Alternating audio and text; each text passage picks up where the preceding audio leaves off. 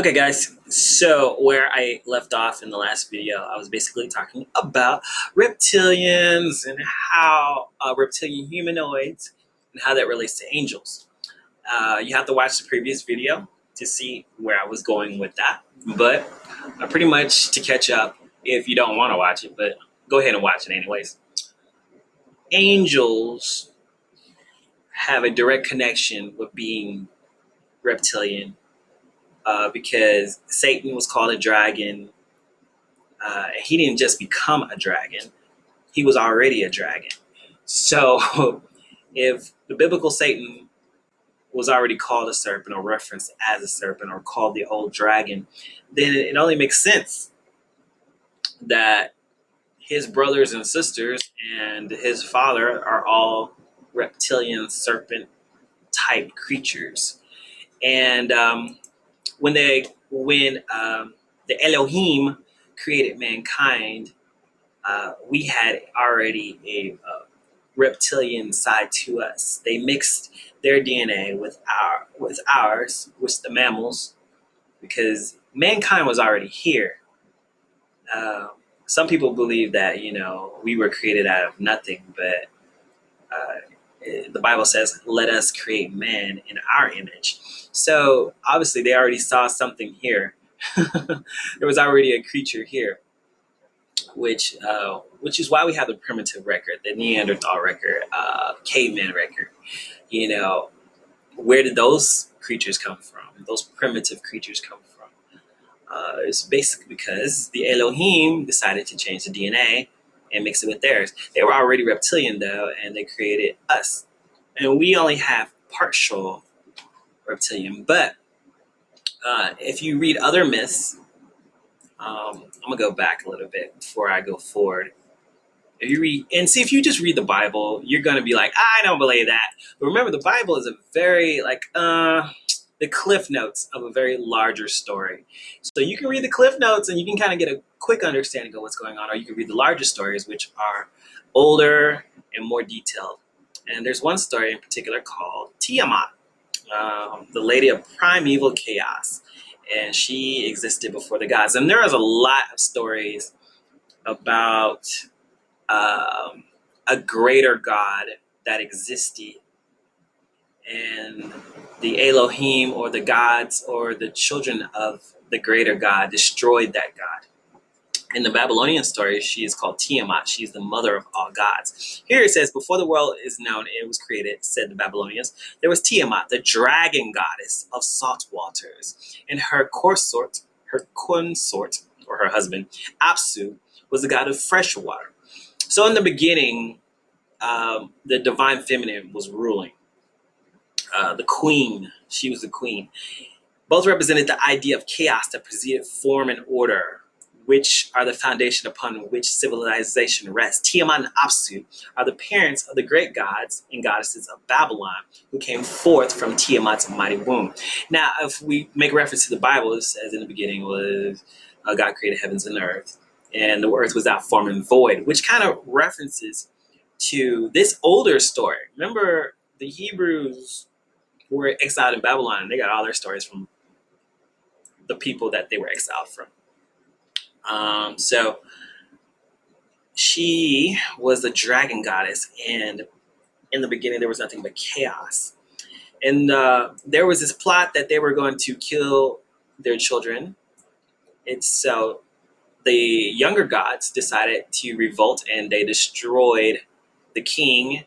And here I highlight it, shaken by Apsu's death. Now the caring mother turns into the avenging spouse, that she accepts the fight against her own offspring. So she decides to fight the younger gods in revenge.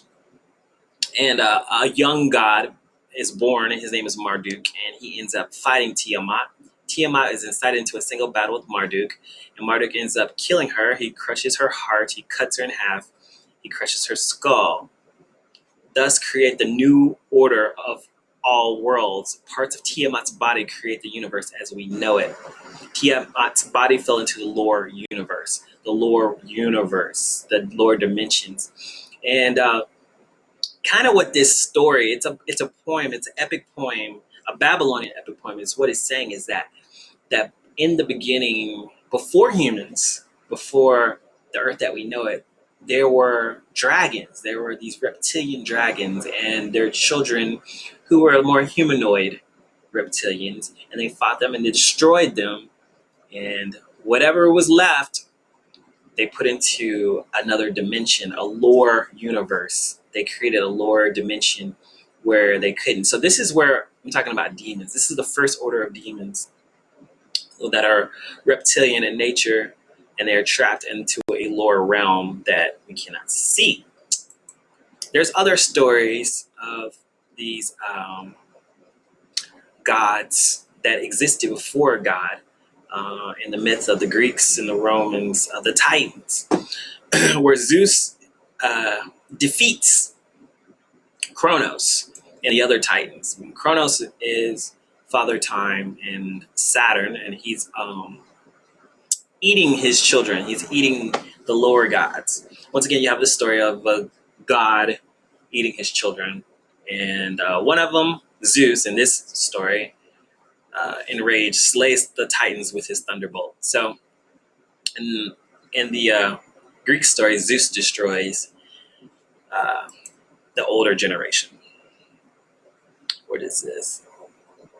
That's about the seraphim. So basically,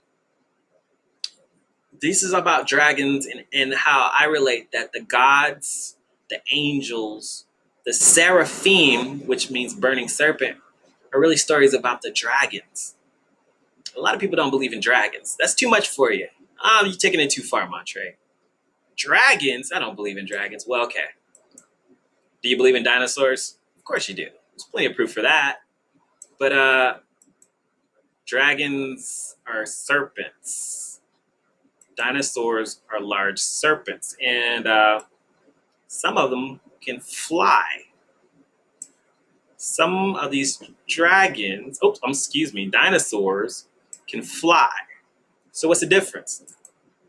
That in many cultures, dragons exist in a lot of cultures. Chinese, Aztec, medieval, even in Africa, they're called the Chitauri.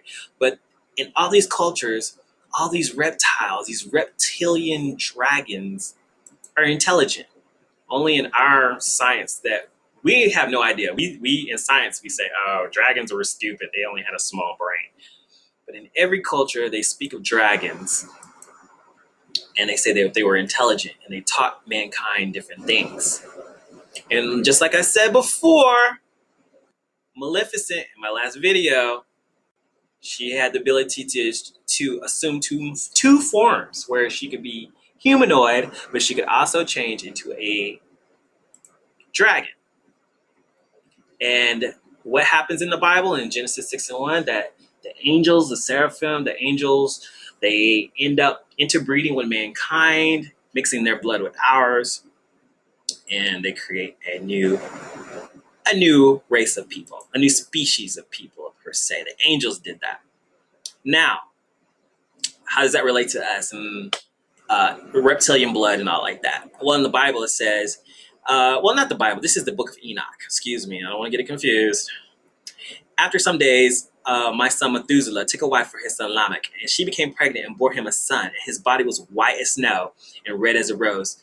The hair on his head was as white as wool, and his dimdema, long curly hair, was beautiful. And as for his eyes, when he opened them, the whole house glowed like the sun. And his father Lamech was afraid and fled and went to Methuselah, his father, and said to him, I have begotten a strange son. He is not an ordinary human being. He looks like the children of the angels of heaven to me. His form is different, and he is not like us. It does not seem to me that he is of me, but of the angels. You got to understand, you got to agree that the first people were dark people. They were brown people. And so to have a child that was white with fair skin and white hair, that was unusual. And just for him to say that this is a child of the angels only references that Noah, dad, was an angel. More later.